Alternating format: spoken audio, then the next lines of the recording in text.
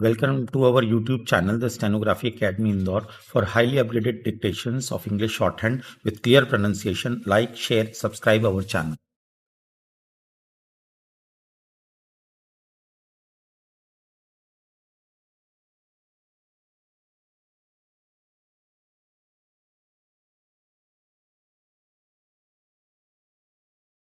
Transcription number 87, Kailash Chandra, 80 words per minute. Kindly be ready, you have 5 seconds left.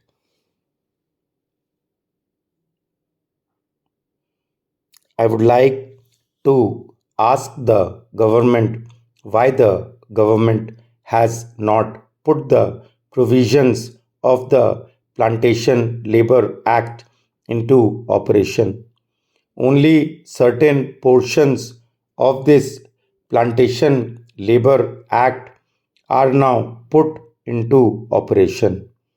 What is the objection on the part of the government to put this entire Plantation Labor Act, all its provisions into operation? If this had been done, certainly some benefits would have been derived by the workers, which the government is withholding at present. Particularly, these tea garden owners take advantage of this. They not only exploit the laborers to the maximum extent, but also put so many other difficulties in the life of the workers, wage cut, etc. When I say they cut the wages of workers, they effect the cut in wages not by direct cut in wages, but they increase the workload, taking advantage of the position in which the workers are now placed. For example, a certain amount as basic pay is given to the workers, but a far higher amount of work is got from them than what they used to do before. Now they have become bound to do more work. The workers pluck more tea today than they used to do before. Up till very recently, one worker was asked to pluck buds from 250 plants. Now he is asked to pluck from 400 plants. That is how they increase the workload. In certain tea gardens, 60 to 70% workload has been increased. This is generally going on. Government do not take any measures to check that increase in workload. Instead of utilizing this fund, the profits can be controlled. The government should ask the plantation owners to give more amenities such as residential facilities, free education to their children, facilities to plant in fallow lands, etc. Fallow lands are available in certain gardens. These workers should be given the facility to cultivate tapioca and other food materials so that they may meet their daily necessities.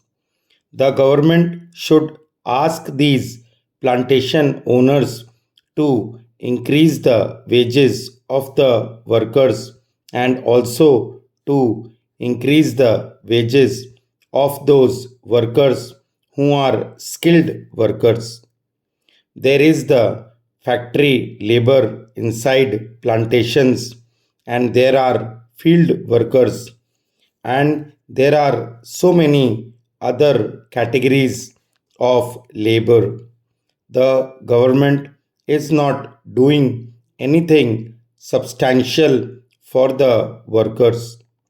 Sir, I find that something like 1.5 lakhs of rupees have been granted to the Kerala government for welfare work among the plantation labor. So far as our experience goes, we never have the opportunity to come across such activities organized on behalf of the government. I do not know whether there is any such activity anywhere. On the contrary, there are certain measures taken under the Preventive Detention Act to fight the workers and to pelt stones at the meetings of the workers, and also to employ police to lathi charge the workers. That is the sort of the welfare activities they have been doing. But what we demand is that the government should see that the plantation owners are asked to pay higher wages to the workers and to improve their conditions of living.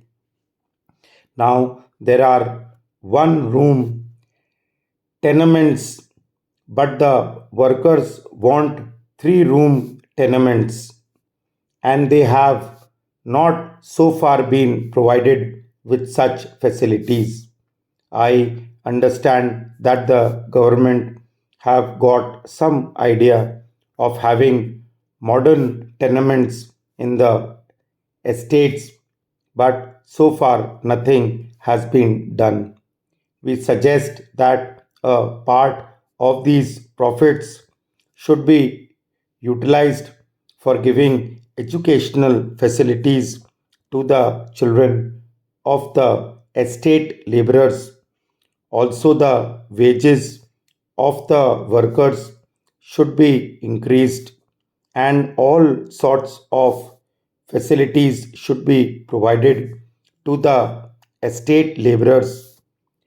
That is what I have to say.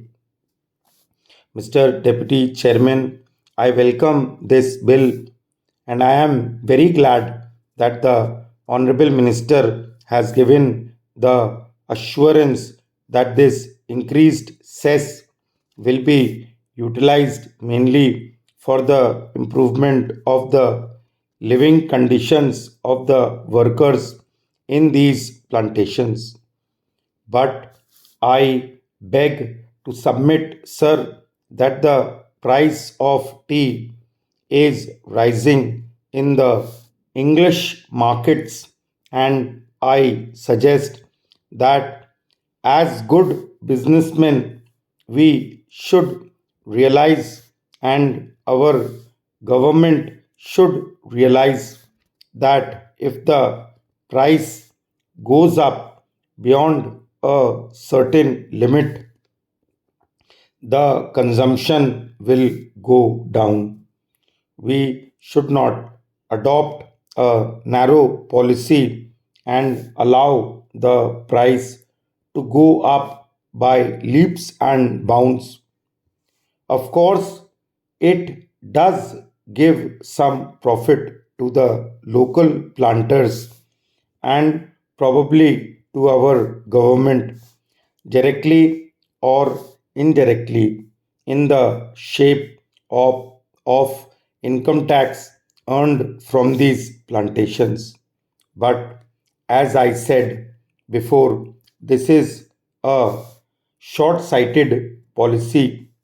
The result will be that in the long run, if the price of tea goes beyond a certain limit, the consumer will not be able to adjust it within his family budget, and therefore the consumer will reduce his consumption of tea. There are other countries also which are taking up the production of tea, and we are finding every day new competitors in the tea trade.